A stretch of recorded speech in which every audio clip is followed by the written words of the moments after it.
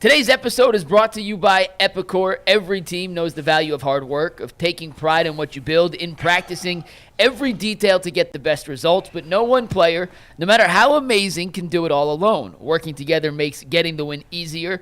At Epicor, all the all-stars are the hardworking manufacturers and distributors who create and deliver the things we all need, from aerospace to electrical to medical devices. Epicor ERP solutions are created by industry experts to help make every day easier. Seeing your whole supply chain is easier. Managing logistics also easier. Responding to price changes now easier as well.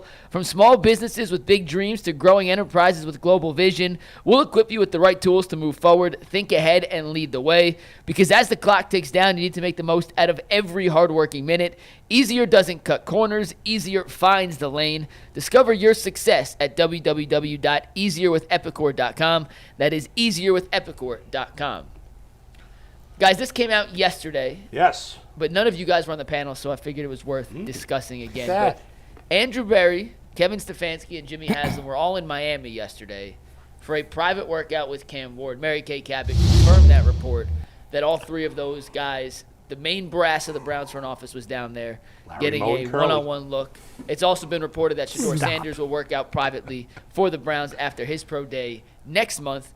Jason, is this due diligence, or does the fact that Jimmy was down there with Berry and Stefanski make you think maybe they could put in a Godfather offer to move up to one and try and get Cam Ward? Yeah, it's that one. The fact that Jimmy was there tells me that they're taking this very seriously. I don't want to get ahead. We're probably going to talk about this later on the show. I think Tennessee is making it very clear that they're open for business. Yeah. And that's not necessarily the case every year with the number one pick. But they're basically telling you that if you want them, come get them. Because they're not, for whatever reason, they're not sold on them. And personally, I think Tennessee is looking at this.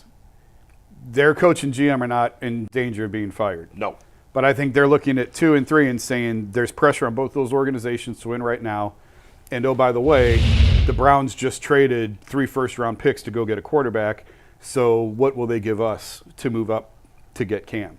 So when you marry that with the fact that they were there for a private workout with Cam and the fact that Jimmy was there, I think that they really are seriously looking at this and possibly considering what's it worth. And again, the thing I've said all throughout this, if that's your guy, go get your guy. Yep. No matter the cost, whatever it takes. But you don't do it just because, well, they got a quarterback, let's just draft a quarterback.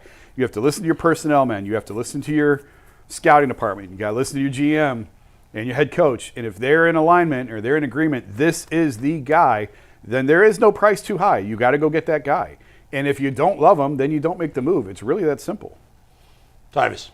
I agree with everything you said. I thought that, to be honest with you, if this is the guy that you think is your franchise quarterback, then you have to sell out for it. I know a lot of people's like, well, it might cost this, that, and this, and that, and the third, but if that's going to get you the guy that's going to help you, that you're going to have for 5, maybe 10 years, and this is the guy that you're going to have, then you absolutely go make that deal. I mean, we talk about we always go back to the Myles Garrett count or draft year, and everybody's like, well, you should have got Patrick Mahomes with that pick.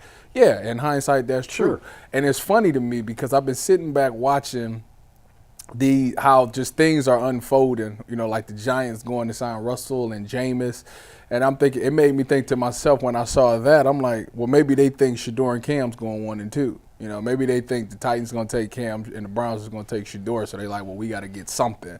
So that's why they landed on those guys. I know there's a lot of smoke behind the Abdul Carter thing, but I truly believe that as talented as Abdul Carter is, that he would be fine. At the end of the day, no matter what the Browns do at 2 or if they decide to move up and take Cam, I'm gonna figure out after they make that move, I'm going to know exactly what the plan is by looking at what they do. But, yeah, the fact that Jimmy is going down there to watch him, and they're going to watch – do we know if he's going when Shedeur throws? I would imagine so. I would imagine so, but we haven't been told definitively whether or not I think that right there is going to be if they're going to make a trade, it'll be after April 4th.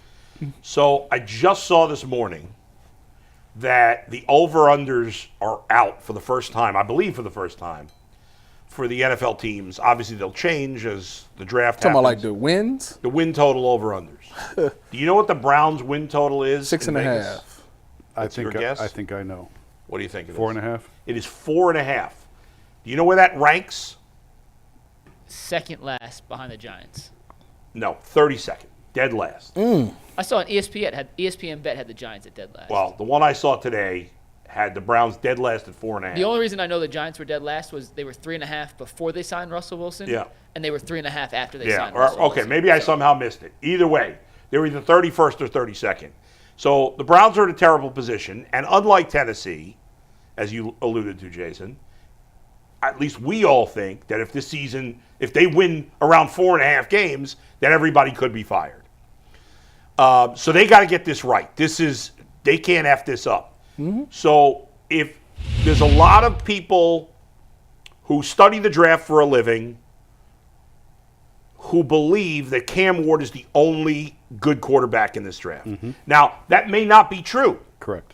but that's the general consensus. Now, do the teams feel the same way? His stock has went up. Yes. Because when it first came out, it was like none there's of nobody. none of these quarterbacks will be But then, better than any of the but quarterbacks. then, like, Sean King said Cam Ward's the best guy. Yeah. Greg Cosell, Cam Ward's the best guy. was on I yesterday. believe Dane Brugler. I believe McShay. McShay.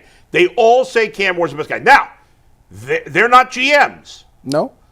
They're good at their jobs, but they're not GMs. If the Browns feel that Cam Ward is the only good quarterback, or the only quarterback worth taking in the first round, and if the Titans are open to trading that pick, then it is an absolute no-brainer. Of course you trade up to 1.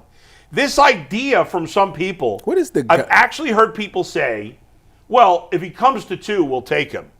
But we can't trade up to 1. That's the dumbest thing ever. What is a Godfather offer? What does that mean? That's an overwhelming offer. An offer you can't refuse. Yes. Now, What you're better only offer is moving- that than moving down one spot? you're And moving one getting spot. maybe a couple But there could picks. be other Doesn't matter. teams involved. The Giants But there could be other teams. involved. But are the Giants really involved? If they just signed Russell Wilson and Jameis Winston, are Those they? two Maybe make they a- are. They make a combined $15 million. And They here's the absolutely other still be thing. involved. Here's the other thing, Mike. The rest of the teams, I don't know that the Browns have to worry that much. Because if you're the Titans, you don't want to drop down to 6 or 9. It's either 2 or 3. That's it. Right. That's it. So if the Browns don't think the Giants are a threat, then obviously you're going to have to give up a little more than you normally would to go one spot. But the Browns aren't giving up 3 first-round picks to go from 2 to 1. Obviously. Well, Yeah. no. I don't think that they are. Are they even giving up 1 first-round pick? Yeah. You think so? Yeah. You talking about next year's? Yeah. If I'm Tennessee, that's the starting price. Like, you're not doing Listen. it. You can call your shot. You can charge them whatever you want. I don't know if they have the typical leverage, only because if they're not convinced he's the guy, and nobody else trades for him, they could get desperate at the end, but who knows? But in the end, even if it takes a first-round pick next year to get him, if you're the Browns and you're convinced he's a franchise quarterback, you have to make the trade. And I know a lot of fans don't have the stomach for giving away more first-round picks, and I get it. But then again, now hold on. Then again, Yeah. maybe you don't. Because if they not sold on him and they open for business, who's to say they don't take then, Abdul then if Carter? they trade him to the Giants, then what? No, happens? what if they don't though? What if the Well, Giants? but you wouldn't know that till the last minute. True, I think- but would you could roll the dice up into the draft and be like, no trades happening. They could take Abdul Carter and you can save everything. I think it's a mistake to say it's 2 or 3. They're not going to fall below that. I think they would fall below that. For who? Well, I'm just looking back. I just pulled it Yeah. up when the Bears traded out at number 1 with Carolina in the Caleb Williams deal. They went all the way down to 9. When the Titans traded out of 1 with the Rams for Jared Goff, they went all the way down to 15. I could be wrong. Certainly they could. I feel like because you have Carter and Hunter, who could be generational players, that they wouldn't want to drop below 3. Obviously, I could be wrong. Yeah, I agree with that. And those teams would have to give up a lot more to get up. and looking at some of these trades from the past, these teams didn't give up. So to go from 9 to 1, the Bears got a future 1. Obviously, 2 to 1 isn't nearly as far of a leap. So you would say, well, that'd be ridiculous to give up a first-round pick. But like the trade charts, those don't apply when you're talking about quarterbacks yeah. and the first like it does. If you're Tennessee's in the driver's seat, and the fact that they're even making him available tells me they're not sold on him.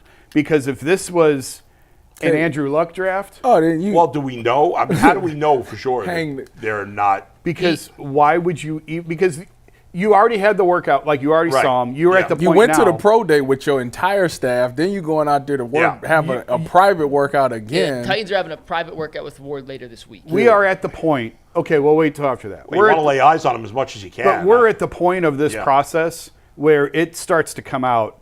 Listen, we love Cam Ward. We're taking Cam Ward first overall. End of conversation. End of conversation.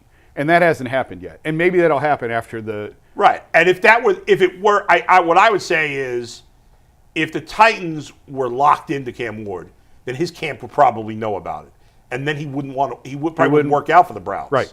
That's what I'm saying. Yeah. All signs are and the pointing fact that Jimmy went there specifically. All signs are pointing to Tennessee is open to dealing the pick, which means, again, if this was a slam dunk no brainer, they wouldn't even entertain offers for it. Like it's just this is right. Well, this is where we're staying, and this is who we're taking. I truly think it's because of the fact that there's 3 can't miss prospects, and I think that's but ultimately, if it wouldn't matter, the other 2 being can't miss don't matter. It's the quarterback is. Maybe they believe in Will Levis. No, there's 0 chance.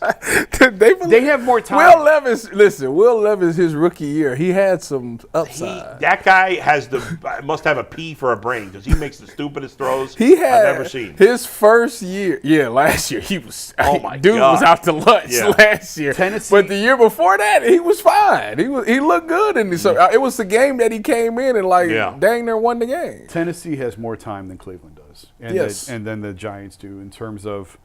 The Giants and the Browns are under more pressure to win right now. Tennessee is not.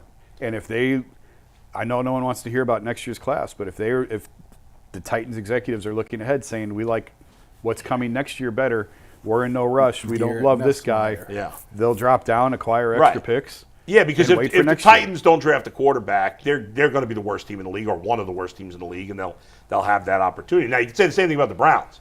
If the Browns are starting Kenny Pickett week 1, they're going to be a bottom 5 team. No doubt. If they're starting Kenny Pickett week 13, if they're starting Kenny Pickett week 1 because they've got a guy that they're bringing along slowly who's going to start week 4. No. But I'm saying if Kenny Pickett is the best quarterback on their roster, they're going to be top 5 in the draft next year. I mean, more than likely, I'm not going to totally dismiss them. But you would think that they're not one of the top end teams. When do OTAs start? End of April, right? I think right after the draft. There's a rookie mini camp right after the draft. Rookie mini camp's the week. And then in like early May. Yeah, I think. Yeah. But they like working out now. On their own, no? No, usually they come Travis, to. you would know. You played. I know. I'm trying to remember if it was the end of March or is it the beginning of April. I don't know, but the draft is 4 weeks from today. Yeah, I don't think it's there's never anything ending. going By the on. way, So I was talking. I saw Jonathan Peterlin the other day, and I said, "Man, this draft can't." I said, "The draft and the Cavs playoffs cannot get here fast enough." I'm telling you. I'm done with the draft nonsense. I'm telling you. Yesterday about broke me. Oh my God, that was just absurd. It goes back and forth. Yeah. Last thing on Cam Ward, and then we will move on. Jason, so the Titans are going to hold their own private workout with Cam Ward here in the next couple of days. They didn't have a specified date. Is there a chance that after the Titans' private workout with Cam, all this chatter of him not being a certified lock for number 1 can be put to bed? Like, could that be the final step in at least that saga? Sure, yeah. And, I said that, I think, last week or the week before. Part of the reason why I think we have so much nonsense and commotion at the top of this draft is because the Titans' uncertainty. Because nobody knows what they want to do. And until that is clarified, you live in this sort of smoke-filled room of not really sure what's real and what's not. Once Tennessee declares their intentions of we are taking Cam Ward, and if that doesn't come out, if that is not declared, like we knew Caleb Williams was the number 1 pick. That's right. We did. We knew, I'm trying to think back, like Trevor Lawrence. You knew Trevor Lawrence was the number 1 pick. And until you have that clarity from Tennessee, then it's leaves open the belief to me that they're open to doing business and they'd like to move out of that spot.